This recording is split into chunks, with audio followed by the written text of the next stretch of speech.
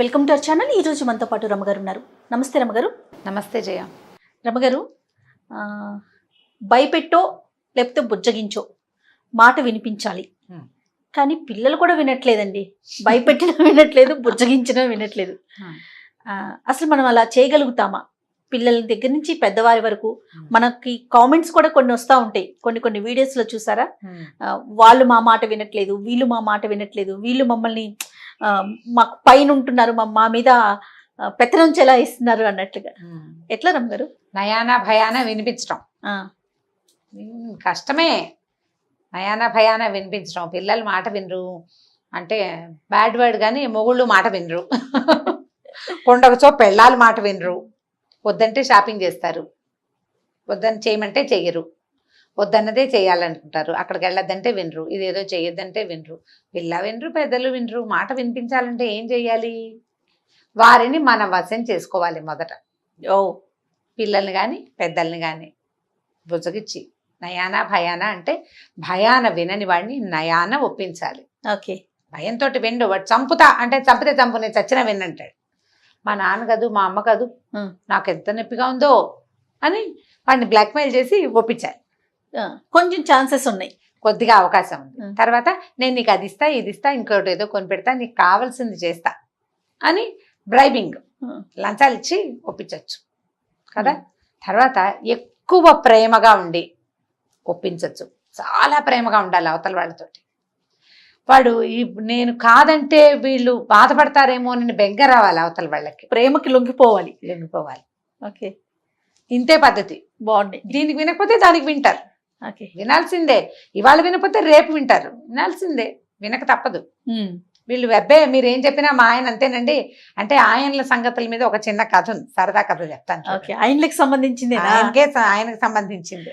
Right. ఒక ఊళ్ళో ఒక ఆవిడ, ఏమందాం, ఓ సుబ్బమ్మ గారు, సుబ్బమ్మ అనకూడలే మరి, ఓ సుబ్బలక్ష్మి అనుకుందాంలే, మరి సుబ్బమ్మ బాగులేదు, సుబ్బలక్ష్మి పేరు బాగుంది. ఈవిడ ఏంటంటే ఆవిడ భర్త ఆవిడ మాట వినేవాడు కదా, ఆవిడకి చాలా విసుగు పుట్టేది. పక్కింట్లో చూస్తే వాళ్ళు ఏంటో సఖ్యంగా ఉన్నారని తోచేది. ఇది చూస్తే మన మాట వింటలేదు. ఓసారి పుట్టింటికి వెళ్ళింది. అక్కడ చూస్తే నాన్నేమో అమ్మ మాట వింటున్నాడు, అన్నయ్య ఏమో వదిన మాట వింటున్నాడు. నా మొగుడే మాట విండు, ఏం చెయ్యాలి? వాళ్ళని వీళ్ళని అందరినీ అడిగేది, మొగుడు మాట వినాలంటే ఏం చేయాలి, ఏం చేయాలి, ఏం చేయాలి, ఏం చేయాలి అని. ఇదే ప్రశ్న, ఏం చేయాలండి అని అడుగుతూ ఉంటారు. మంది కూడా అడుగుతారు చూడు చాలా మంది. అడగ్గా సరే ఏమైంది, ఆవిడ ఉన్న ఊరికి ఒక యోగీశ్వరుడు వచ్చాడు. ఓకే. అయితే ఊళ్ళో వాళ్ళంతా ఆయన దగ్గరికి మంచి మాటలు వినడానికి వెళ్తున్నారు. ఆయన దగ్గర ప్రతి ప్రశ్నకి సమాధానం ఉంటుందని చెప్పుకోవచ్చు వచ్చారు. మొదట ఏం చెప్పుకోరు. కొంతమంది వెళ్ళొచ్చాక వాళ్ళు చిలవల పలవలు కాస్తుంది, అదిగో పూలంటే ఇదిగో తోకంటారు. సరే ఈవిడ ఏం చేసింది, సుబ్బలక్ష్మి కూడా అక్కడికి వెళ్ళింది యోగీశ్వరుడి దగ్గరికి. అమ్మ ఏం కావాలంటే ఆవిడ కొద్దిగా మొహమాట పడి, అయ్యా ఏకాంతంలో ప్రశ్న అడుగుతానండి అని. ఏమిటో ఈవిడ ఏకాంత ప్రశ్న అని అందరినీ శిష్యుల్ని పంపించేశాడు. ఏమిటమ్మా అన్నాడు. అయ్యగారు మా ఆయన నా మాట వినడండి, ఎంత చెప్పినా, ఎంత అరిచిపోట్లాడినా, ఎంత కేకలేసినా మాట వినటం లేదండి, మంచి మాట అస్సలు వినడు, ఎలాగండి మా ఆయన్ని ఒప్పించడం అని బాగా ఆలోచించాడు ఆయన. అమ్మ ఓ పంచి, మన సమీపంలో ఒక అడవి ఉంది కదా, అక్కడ పులులు తిరుగుతున్నాయి. నువ్వు ఒక పులి గుహ దగ్గరికి వెళ్ళి, పులికి మీసాలు ఉంటాయి, ఒక్క మీసం పట్టుకురా. ఆ పులి మీసం కనుక నీ దగ్గర ఉందో మీ ఆయన నీ మాట వింటాడు. ఓకే. పులి మీసాలు కావాలి. భర్తలు మాట వినాలంటే ఏం చేయాలి?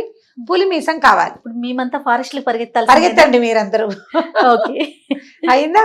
సరే పులి మీసం తేవాలంటే ఇవిడికి భయం వేసి, పులే దాని దగ్గరికి ఎలా వెళ్తాం? సరే ట్రై చేద్దాం అనుకుంది. ఏం చేసింది, ఇంటికి వచ్చి బాగా 4-5 రోజులు ఆలోచించుకుని మొగుడికి ఏం చెప్పిందంటే, నేను కాస్త పక్క ఊరు మా అమ్మ వాళ్ళ ఇంటికి వెళ్ళొస్తానని పప్పలు చేసుకుని చక్కగా అరిసెలు, చెక్కలాలు, చెగోడీలు తీసుకుని తలా ఒక టిఫిన్ వచ్చిన. అంత టిఫిన్లలో లేవుగా అప్పట్లో, మూటలు కట్టుకునేది. ఓ మూటలన్నీ కట్టుకుని తను కూడా తిండికి ఏర్పాటు చేసుకుని అడవిలోకి వెళ్ళింది. వెళ్తే ఒక పులి గుహ దగ్గరికి వెళ్ళింది. పులి ఎక్కడో వేటాడి వచ్చింది, మెల్లిగా అలసటగా పడుకుంది. ఏదో శబ్దం అయ్యేసరికి గాండ్రు మంది, వీడు పిక్క చచ్చిపోయింది, అయ్యా బాబోయ్ పులి అరుస్తోందని అనేసరికల్ సరే ఏం చేసింది, మెల్లిగా ఒక్కో అడుగు వేసుకుంటే లోపలికి వెళ్ళింది. పులికి బద్ధకంగా అంత అట్లా కూర్చొని చూస్తుంది. ఈవిడేం చేసింది, మూట ఓపెన్ చేసింది. అరిసెలు గుమాయించినాయి వాసన. బయట అయితే పెద్దగా వాసన రాదు, అడవిలో గుహలోకి వెళ్ళేసరికల్లా గాలి అటు ఇటు బారదు కదా, వాసన వస్తుంది. పులికి మూతి నాక్కుంది. అది అమ్మో ఏదో తీయటి వాసన వస్తుంది, ఏమిటో ఆ వాసన చూద్దాం అనుకుని లేచి వచ్చింది. దగ్గరకు వచ్చేసరికి ఇది ఏం చేసింది, మెల్లిగా ఓ అరిసె దాని ముందు పెట్టింది. పులి ఆ అరిసెని తినదు, చూస్తోంది ఏమిటో కొత్త వస్తువు చాలా బాగుంది. తర్వాత ఏం చేసింది, ఓ చెక్కిలము, ఓ చేగోడి, ఓ బూందీ లడ్డు పెట్టింది. అన్నీ భోజనం చేసేసింది. పులి కూర్చుంది పక్కనే వచ్చి. తీయటి పదార్థాలు పెడుతుంటే ఫ్రెండ్షిప్ కుదరదు, బాగా కుదురుతుంది. అక్కడి నుంచి సరే పులి ఆవిడ కాస్త ఫ్రెండ్షిప్ చేశారు. మామూలుగా ఏమవుతుంది, మన పక్కన జంతువులు వచ్చి కూర్చున్నాయి అనుకో, అసంకల్పిత ప్రతీకార చర్యలాగా మన చేతులు వాటి మొహం మీదకి వెళ్తాయి కదా. ఇప్పుడు ఇవన్నీ పెట్టింది కదా, ఆవిడ మీద చెయ్యేస్తే ఆవిడ అదేం అనలా పులి. ఈవిడ చక్కగా తల నిమిరింది. నిమిరాక సంచులు గుచ్చుకుని బయటకు వచ్చేసింది. 2-3 రోజులకు ఒకసారి ఊరు వెళ్తానని చెప్పి ఆవిడ 4 అరిసెలు చేసుకుని, 2 గారెలు చేసుకుని, 3 బూరెలు చేసుకుని చెత్త పుచ్చుకెళ్ళేది.